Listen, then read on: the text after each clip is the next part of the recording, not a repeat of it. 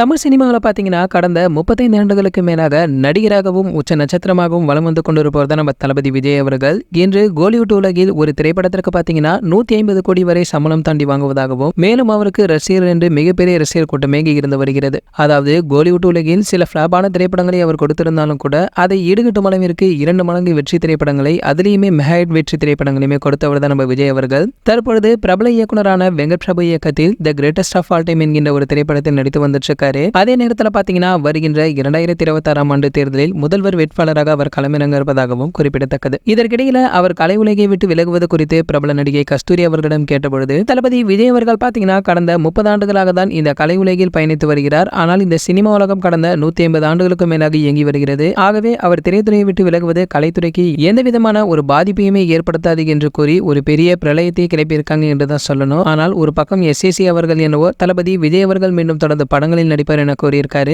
ஆகையால என்ன நடக்கும் என்பதை தெரியவில்லை என்பது காத்திருந்ததா பார்க்க வேண்டும். சரி, ஓகே. இது போன்ற சினிமா பிரபலங்களை பற்றி நீங்க உடனே தெரிஞ்சுக்க நம்மளுடைய செய்தி துளிகள் நம்ம சேனலை சப்ஸ்கிரைப் பண்ணிக்கங்க. பக்கத்தில் உள்ள பெல் ஐகானை கிளிக் பண்ணிட்டீங்கன்னா நீங்க நம்ம வீடியோவை மிஸ் பண்ணாம பார்க்கலாம்.